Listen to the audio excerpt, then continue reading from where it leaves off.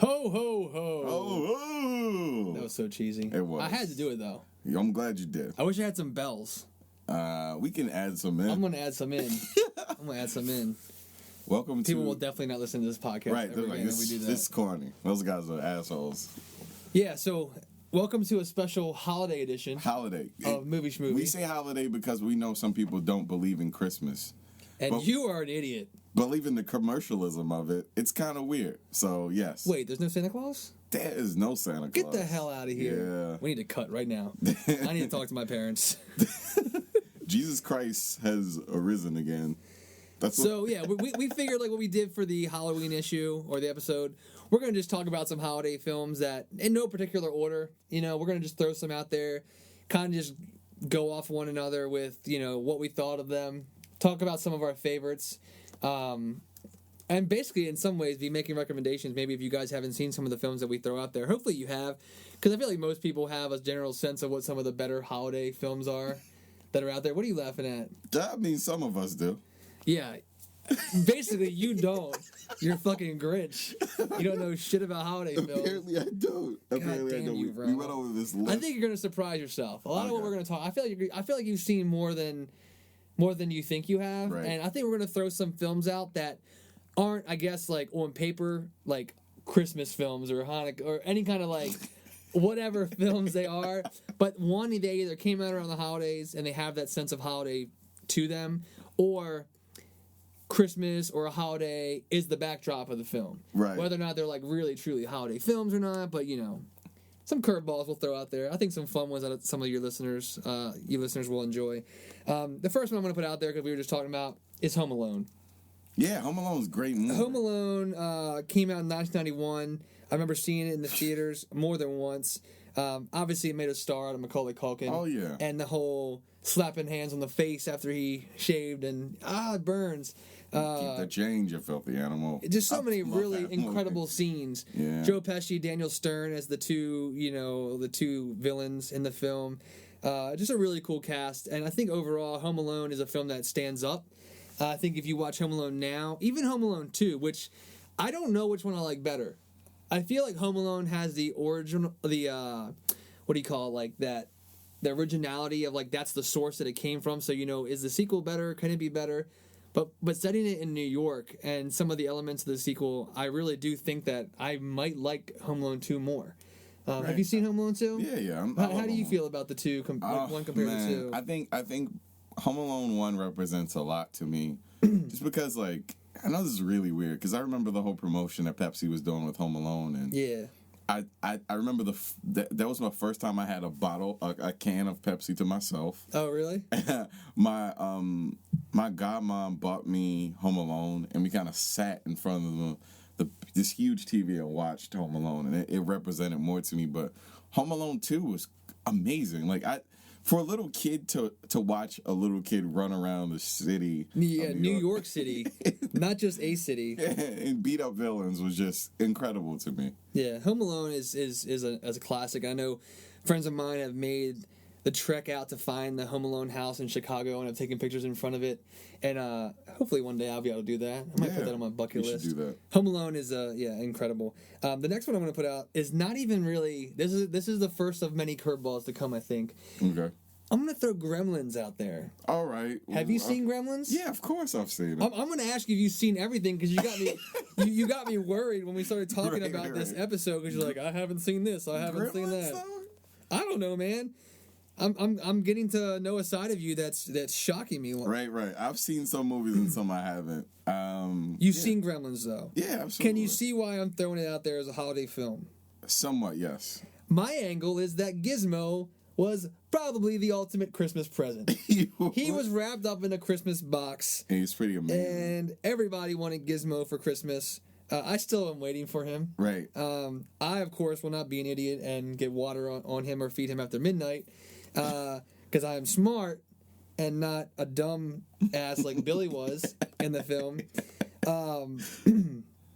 But yeah, Joe Dante's film from 1984, written by Chris Columbus, who went on to actually do Home Alone. There's a little tie there for you. Right. Basically it's a story about, character Billy and Kate, played by Phoebe Cates, who is gorgeous.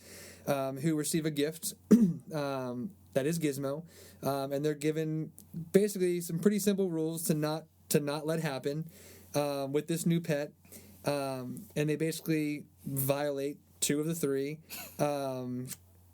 which is the water and the no food after midnight. And the third being the no bright light, but that's not what it took to make these gremlins. And then once these gremlins are created, they just wreak havoc on this town. Really fun movie. It's kind of dark. It has moments where it's kind of scary. And from what I know, just from like when I was younger, researching this film, like the movie was actually supposed to be a lot darker. Really? Than it ended up being. Like literally, like where they were at one point going to like behead Billy's mom. And eat people at McDonald's or something like that. That sounds incredible. Like it could have went pretty ridiculous, right. and who knows? It might have been really cool, but Gremlins. it didn't. It still carried that like kind of fun family vibe, and there were sequels to it and whatnot. But with Steven Spielberg being one of the producers or executive producers, I think that's kind of like, not taking anything away from Joe Dante or Chris Columbus's script. Like, I am all about Steven Spielberg. Yeah, and I feel like he has such an amazing touch for family and heart. And even as scary and as dire as some of the scenes in Gremlins gets, the entire thing is about Billy and Kate and the, and the family and just like, their relationship with one another and getting through this craziness amongst this snow-covered town at the Christmas time. And, Gremlins, yeah, it's one of my favorites. Gremlins is one of your favorites. It's a really fun film. I remember it coming out. I was too young to see it, I think, when it came out. I remember seeing it when I was little, though. Yeah. Probably like 6 or something like that.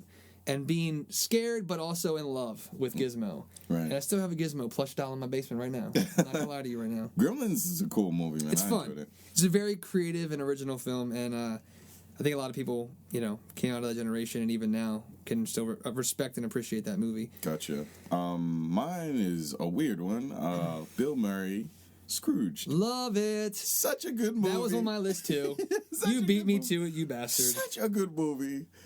It's basically like a TV exec gets haunted by these spirits and they take him back basically to reevaluate the way he treats people. Yeah.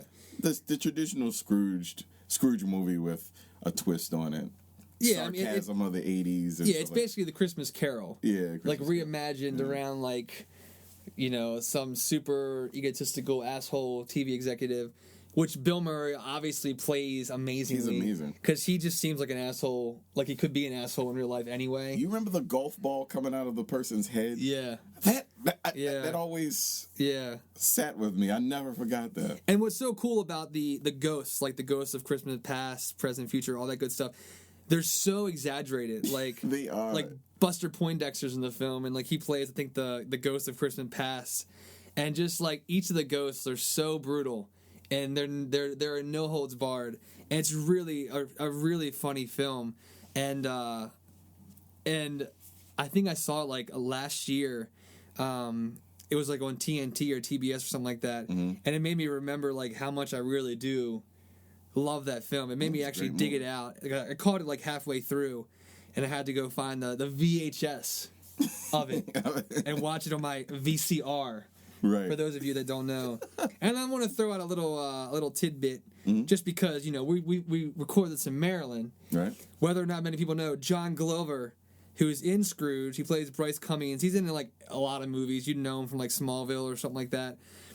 He is from Maryland and went to my alma mater at Towson University. Really? Not that it matters to anybody out there. Right. Yeah, he went there. University. There you go. Our alma mater. It's crazy. John Glover. There you go, buddy. I did not know this guy was from... That's what I do. I blow your mind. You blew my mind just now. On the daily. That's crazy stuff. So what's the next one you want to talk about? I'll let you throw another one out since I threw two out. I kind of jumped the gun with that. I have a weird one, man. It's not a Christmas movie, a traditional You Christmas have a weird one? But it takes place on Christmas Eve. Okay. Die Hard. Fuck you!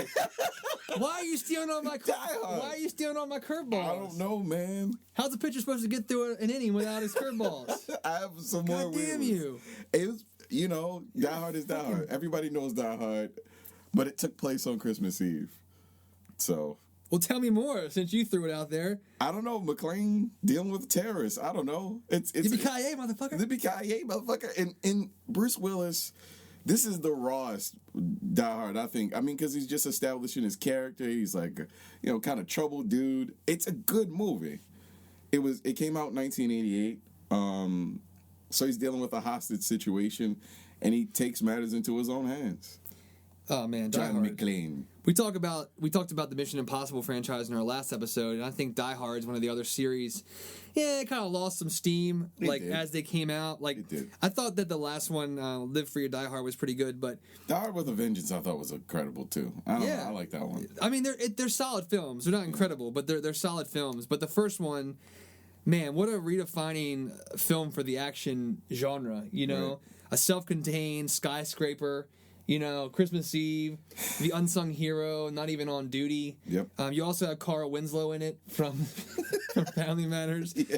That's a deal breaker for me. Right. And at that time in my life, I was obsessed. With Steve Urkel, so that changed a lot of things for me. Right. But just John McClane, what a character! So much comedy, one-liners. Yeah. But it still was a pretty serious movie. Like it still had its. Oh, totally, man! It's a fucking action movie. Yeah. But it has Christmas behind it, and it's fun because it builds on the whole sense of family because McClane's family is basically falling apart. Yeah, yeah. And this tragedy is what kind of is bringing them together. So it's kind of cool that you can stage such a big film, which director John McTiernan, who's gone on to do some other films that you probably would recognize or remember. Just God, man, Bruce Willis. Probably one of the movies that he'll probably, if you ask 10 people what movie they think of that Bruce Willis was in, I probably would be shocked if you didn't mention if 9 of them. I would be shocked if 9 of them did not say Die Hard first. Right. What else would you say first for Bruce Willis? Die Hard. Die Hard. I wouldn't say That's it, else. dude. I mean, he's got some good films. He's been in other films that are solid. But That's man, Die Hard. Yeah. You can't. If you think of something else than Die Hard, then fuck you. Yeah. Yeah. No, I'm just kidding. I like you still. Okay. Well, I'm gonna go. I'm gonna throw one out there. It's not really a curveball since you fucking took on my curveball. Right. It's more of a slider. Okay. It's Love Actually. Oh. Have you seen Love Actually? Yes. I'm going to ask you that for every movie I mention. I actually have seen Love Actually, but it's been a long time. So basically, if you like romantic comedies, this is like king. This is like 5 or 6 romantic comedies in one. Right, right. All revolving around the holidays. Incredible storytelling, great characters. God, just such a sweet movie, and really nice soundtrack. A lot of really great actors in this film, like you mentioned. Hugh Grant, Laura Linney, Emma Thompson, Bill Nighy, Emma Thompson, Colin Firth. God, Liam Neeson, Colin Firth. Solid. Good God, it just keeps going, man. Emma Thompson. How many Oscar people do you have in this film? Right, lots. But directed by Richard Curtis, who's also done other films like Notting Hill, Bridget Jones. He's involved with, so he's got like that pedigree of that kind of film, but. Love Actually is probably one of my favorite romantic comedy films ever, and I cannot go through the holiday season and not watch this film with family or friends or girlfriend, whoever it is. It's just such a fun movie to watch, and the scene with Keira Knightley's in this film as well. For fuck's sake, everybody's in this movie.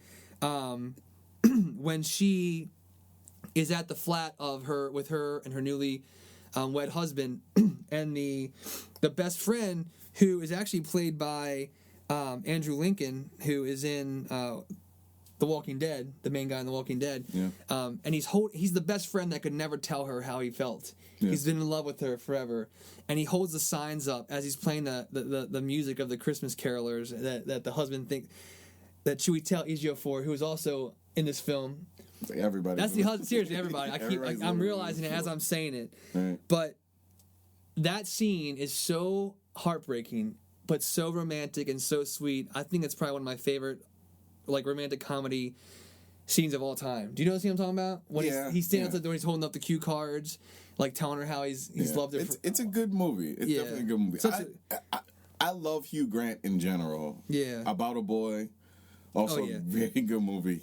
Everything he's in, he's really good at kind of conveying that sort of He hits his stride in that kind of movie, but the important thing is that as great as he is, he's like 1/8 of this film. Yeah. Like there's so many. I love the movies that have the multiple plot lines that kind of interweave with one another, and you see how they relate, and it's just a really fun and one of our favorite shows on TV right now, Happy Endings. Happy Endings. A small role, but Alicia Cuthbert is in this film too. She's one of the American girls. I love her face. Oh, I love her body. She's incredible. She's gorgeous. When she played Marilyn Monroe on Happy Endings, yeah. Oh my god. Yeah. Have you seen The Girl Next Door? Yes. Probably one of my favorite comedies of all time. Yeah, it was so funny. Timothy Olyphant. He's the man. He's a psycho and everything. I love him. I wish I could be him. Yeah. Okay, back to our list. That was our tangent for the evening. Okay, I was gonna say Elf. And I'll say fuck you again because you took my fucking movie. Elf. Oh, okay. Elf. Let's go with Elf. Yeah, Elf. Let's talk about Elf because it is incredible. Will Ferrell, Zooey Deschanel. Take a moment. Moment of silence. Let's all have a moment of silence for Zooey. Zooey Deschanel is beautiful. Way to be silent for a moment. Right? She's so quirky and funny, and seeing her interact with... And in this film, she's very blonde. Right. Very silly. How do you feel about her being blonde? I prefer her with darker hair. Me too, and bangs. Right. Is that getting too picky? No, it makes... Does that mean I look at her too much? It contributes to her quirkiness. I don't know. Bangs on her... kind of hiding her beautiful blue eyes. I think it's pretty dope. Gorgeous. Yeah, she's gorgeous. Solid movie, man. Like, it's funny from beginning to end. Everybody's funny in it. I think of all the characters that Will Ferrell has, you talk about, like, Ricky Bobby, Ron Burgundy, Frank Rickard. It's just, like, everything that he has, I think that Buddy the Elf is probably one of the best. Yeah. Universally. Yeah. Any demographic, I feel like nobody would have a negative thing to say about Buddy the Elf. And of all the holiday films that I hear, or actually, you know what, just movies quoted in general, I feel like Elf, I hear people quoting all the time. Yeah. And especially around the holidays, and it has such a sense of, you know, love and just warmth and so much humor that it actually, I almost view Elf as like the new Christmas classic for me. And there's two other films that I guess over generations I've seen as the classics, like when I was a kid, and we'll talk about them now, I guess, since we're going to bring them up. But like in the 80s when I was younger, I always saw A Christmas Story. Yeah. You know, with Ralphie, you'll shoot your eye out. You know, the leg with the stocking is the lamp. That was that film. And I mean, and that film is one of the films that we were going to talk about, you know, for having that sense of nostalgia, that family fun. Just, you can watch it over and over again, and literally on Christmas Day, you can watch it over and over again. Over and over TBS or TNT, they loop it. But The Christmas Story has that feeling. And in the 90s, I felt like that about National Lampoon's Christmas Vacation. Oh, yeah. Which, again, one of my top 2, 3, 4 holiday films of all time. Chevy Chase, you know, in the whole series, the National Lampoon series, I think that Christmas Vacation is absolutely, no doubt, the best one of the series. And not only of that series, but of any of the holiday genre films. Chevy Chase, Beverly D'Angelo, Juliette Lewis is in the film, Johnny Galecki's in the film. Just very few films are able to capture the intricacies of how quirky families can be and how genuine they can be at the same time. The differences that you and I have as family members, if you know, for that brother, that cousin, or that whatever, that come together at holidays, all the distance, all the weirdness, all the past, it kind of goes away for a few days so that you can come together and share in something that is what brings you together and keeps you family. And that's what, you know, Christmas Vacation does. You know, really, really funny scenes in that movie with Clark Griswold.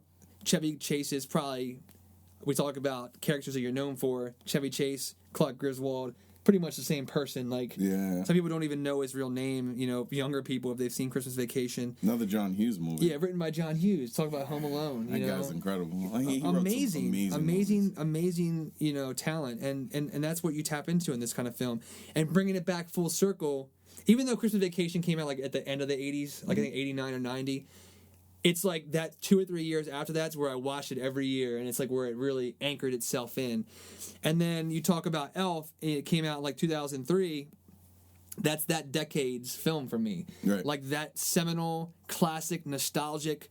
You know, it has the classic Christmas songs, Will Ferrell and Zooey Deschanel singing "Baby It's Cold Outside" in the bathroom. I mean, it's just so perfect on every level. Jon Favreau directed it, which you don't really, I don't know, Jon Favreau, you never really saw him flex that kind of skill, I think, in that kind of film before. He's pretty amazing. Like what? This guy can do everything, apparently. Yeah, I mean, he's an actor. He's in a lot of He's films, an actor, but I mean, he did Iron Man. Yeah, come on, like he does comedies. You know, he did Cowboys and Aliens, which I didn't love.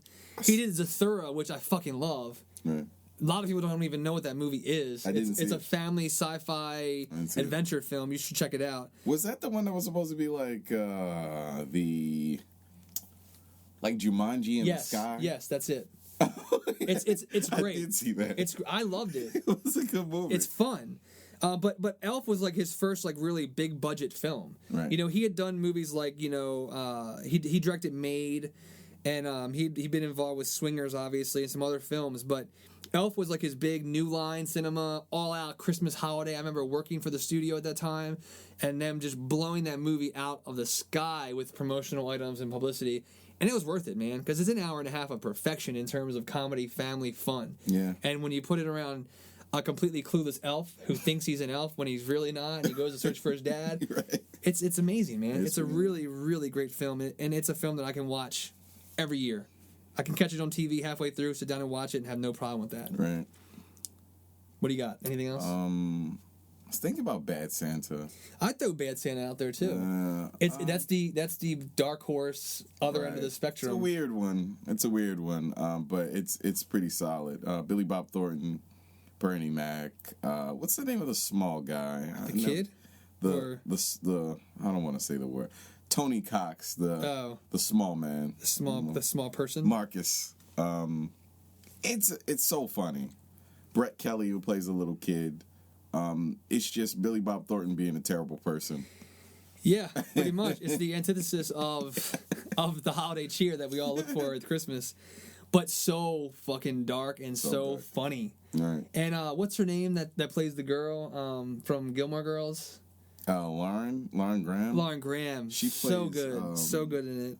What's her character's name? Sue. Yeah, dude, she's like the perfect match for Billy Bob's character in the film. Billy Bob is an asshole. If you want like the opposite, if you're like, you know, if you're the bro that doesn't want the family fun and you want like the oddball kind of just dirty ass gross sex jokes, then very, very funny. It's got that in spades, so I would definitely go that route. To kind of like piggyback two films together. Obviously, a lot of people know, and it's a classic. It's a Wonderful Life, the Jimmy Stewart film that came out in the 40s. You know, it's a traditional Frank Capra film. It has that, talk about nostalgia, that perfection, that Main Street, Anytown, USA, perfect vibe to it, and it is a classic. I mean, you know, of just being, you know, optimistic and just hope and faith and everything that entails, but. You know, it's got the classic line about, you know, the angels getting their wings, and just a classic film for mom and dad, for grandma, grandpa, for anybody really. But I was going to also mention the film that came out called The Family Man. Have you seen The Family Man, Ronald? With Nicolas Cage? I have not seen Don Cheadle? I actually have not seen that. I would definitely throw The Family Man into the mix, mainly because it's like a modern day take on It's a Wonderful Life, and Nicolas Cage is really great in it. Nicolas Cage is hot and cold with me. He's so retarded that I never know how to feel about him. But The Family Man is a really, really sweet film that kind of grounds you, and really that's what this film and It's a Wonderful Life is about, is grounds you and gets you to look at what's important in life. Right. And this is about a man who really has no connection to what's important with his family. I believe Téa Leoni plays his wife in the film, and Don Cheadle plays basically the character, giving him the chance to see what it's like, you know, without these things, or, you know, to be able to see what life would be like if you continue to neglect these things. Right. Also, some small roles with Jeremy Piven in the film, but. That's before his hairline was okay. Yeah, that's before it was weird. He got the plugs. You know, he basically gets a chance to see how everybody else lives. He's a guy that's successful, And just, I love movies like that just, it's a check. It's a reality check. Right. And It's a Wonderful Life did that, 70 years ago. And this film came out in 2000, so it's 11 years old. But, I mean, it's a film that, it was a really successful film. And super, super effective in reminding us of, it's nowhere near probably as good as It's a Wonderful Life, don't get me wrong. But in a mainstream, I forget even what studio released it, but a mainstream film with a huge star Nicolas Cage, you need to realize, sometimes, what's important. Definitely. And we all get lost, in that crap. And sometimes it takes horrible things to make you realize that, but sometimes you just are fortunate enough to just be reminded in passing, and that's what that movie's about. I have a serious curveball. Okay. Friday After Next. All right, I'll let you take that one by yourself. Come on. Friday After Next. Third Friday in the series. It's basically Craig and Day, Ice Cube and Mike Epps' character are basically strip mall cops, and there is a Santa that's walking around stealing things from people's houses and then basically trying to solve the mystery of these robberies. It's hilarious. Clifton Powell's in it. John Witherspoon. I'm naming a bunch of people that if you don't watch any movies with black people and you probably don't know. Terry Crews is in it. Done. Terry Crews, done and Sign done. me up. But very funny, man. I think it's a funny ass movie. And Cat Williams is Money Mike, a pimp that is also in the middle of everything. Yeah, it's a solid movie. It's a fun movie. It is a fun movie. That's a curveball. You'll laugh. That's a knuckleball. That's a knuckleball. Friday After Next. I'm gonna do another doubleheader here, only because of Tim Burton being involved with both. I'm gonna put together Edward Scissorhands. Okay. And A Nightmare Before Christmas. First, we'll talk about Nightmare Before Christmas because it's always been a fun debate amongst friends of ours whether Nightmare Before Christmas is it a Christmas movie or a Halloween movie. You know what I mean? What is it? Because I mean, you could look at it as either. I think the motivation for Jack Skellington to take over Christmas makes it more of a Christmas film, in my opinion.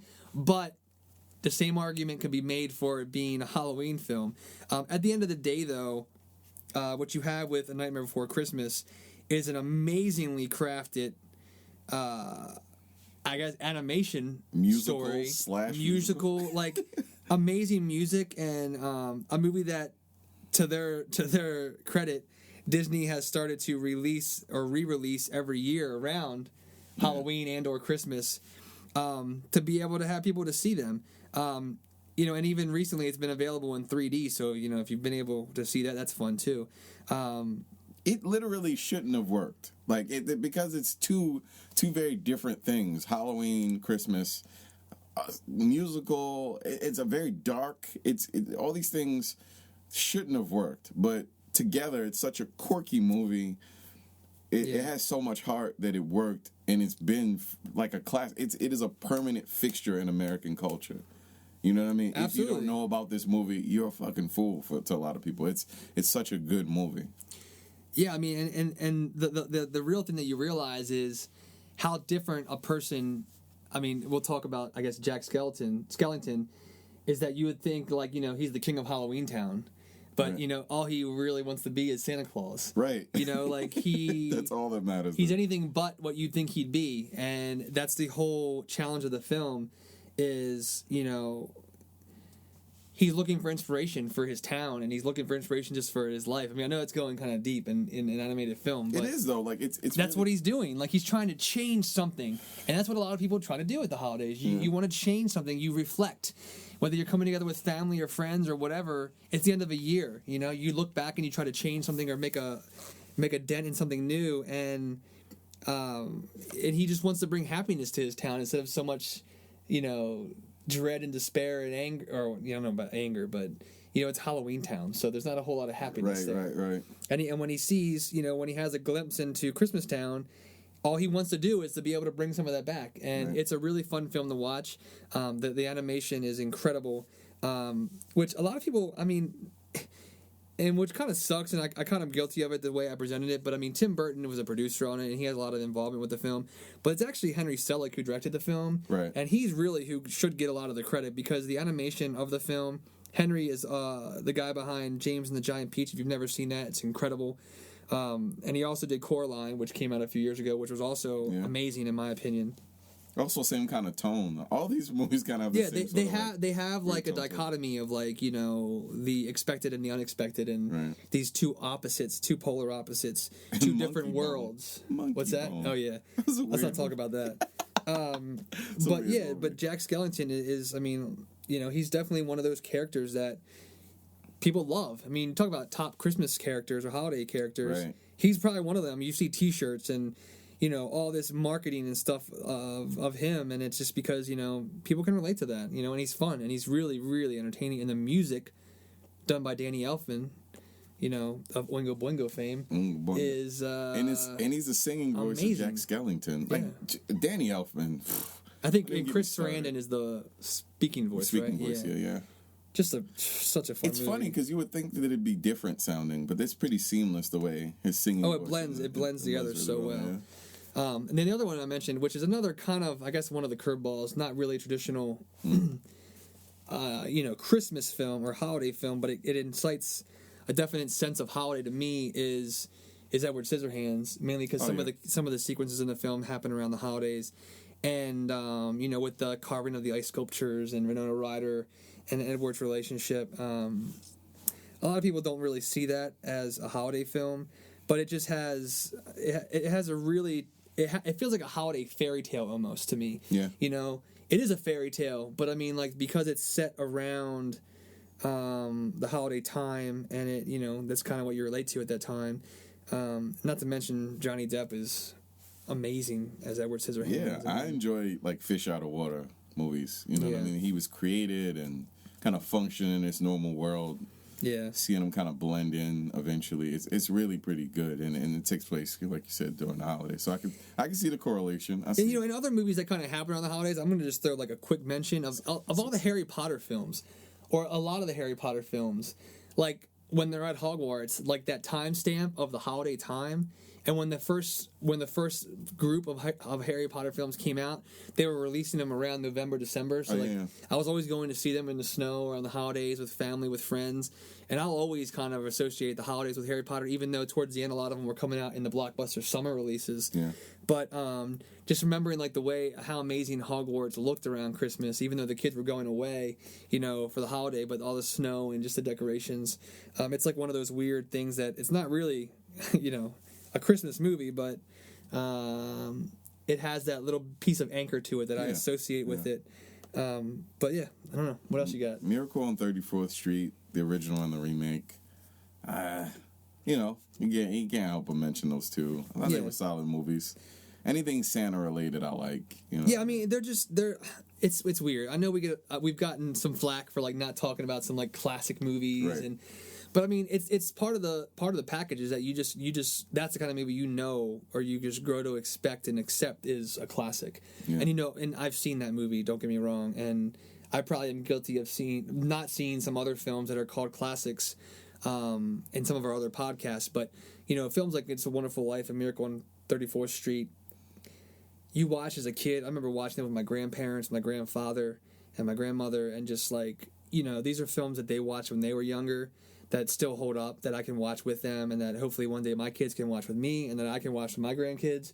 And those are those classics that, you know, I hope that in 20, 30 years from now, movies, you know, it's kind of funny to say now because they're kind of more comedic, you know, like Christmas Vacation and Elf and whatnot. Yeah. They'll probably be in that lump, you know, or in that conversation. But, you know, Miracle on 34th Street and It's a Wonderful Life, I've seen them, you know, seen those films probably at least like 6 or 7 times each over my life. And like each time you watch them, it's like it doesn't knock you out, but it's because it's just like it's ingrained almost. Yeah, it's supposed to be shown at this time. It's kind of comes with the territory. So I expect to watch it at least once. You know what I mean? Once this Christmas. Yeah. So. And then you can also talk about like some of the animated, like Mickey's Christmas Carol. Oh, yeah. Classic things like that, or Muppet Christmas. Muppet Christmas is really good. Really fun Muppet family fare with the new Muppet movie being back in theaters. You know, maybe grab that. Yeah. Grab Muppet Christmas if you can get it at the Blockbuster if you can find one. Why are there Blockbusters anymore? I was in. I feel like I've DC. seen one. I was in DC and I saw several. Really? It's like, what the hell? Maybe they're only like in major. Right. That's silly. Yeah. It's a major major cities. What have we left out, man? We've talked about a lot of movies. We talked about most of them. Honestly. Yeah, I think we've done a pretty good job of not really neglecting any specific film. I do think it's fun that we can talk about movies like, Die Hard and Scrooge and Gremlins and Friday After Next. And Friday After Next. Thank you. You're more happy with that than I am. Oh, it's an incredible movie. No, it's fun. It's a fun movie. It's funny enough. It's funny enough that you wouldn't be, Oh yeah, there's nothing that you'd come away upset. Right. Watching that movie. It's a fun film, especially if you like that series. If not, you can watch it. I mean, I think you can watch it as a standalone too. You don't need to have seen the other films too. But I don't know. If we don't have anything else, I think that's going to pretty much be. We're not going to run on and waste your time. Right. I think that's because you probably should be out watching those movies. Right. Don't be a dick. There's plenty of opportunity to see films. Home Alone. TNT does a crazy amount of those. Christmas Vacation and Miracle and Christmas Story. All these movies, they're on like TNT, TBS, ABC Family, whatever, Fox Family, Disney. Yeah. If you can't find at least 2 or 3 of the movies that we talked about, then you probably don't have cable or TV or electricity in your house. Or friends with tapes. And you should tapes. probably... Oh, yeah. Well, you still need electricity for that. You still need electricity. Somebody could give you a summary of them. That should be just as cool. Yeah, somebody could write them out on a Post-it note and tell you what the movie's about. Yeah, have you ever done that with stick figures on a Post-it note? You draw them and then flip it through? Yes, That's pretty slick.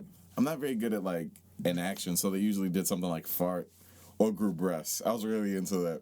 Things growing breasts. I don't know why. Just have a shark and then breasts would grow in it. Yeah, shark breasts. Shark breasts. I think we're onto something. Yeah. I think that was our nugget right there. Shark breasts. We should write a script. Oh shit. If anybody's listening to this, if anybody's listening, which probably no one's listening. Shark breasts. That's our idea. So back the hell away.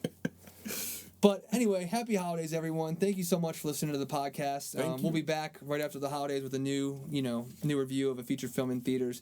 Yep. If you have any suggestions for holiday films that we should check out that maybe we didn't mention, just email us at movieschmovie@gmail.com or post it up on our Tumblr at movieschmovie.net.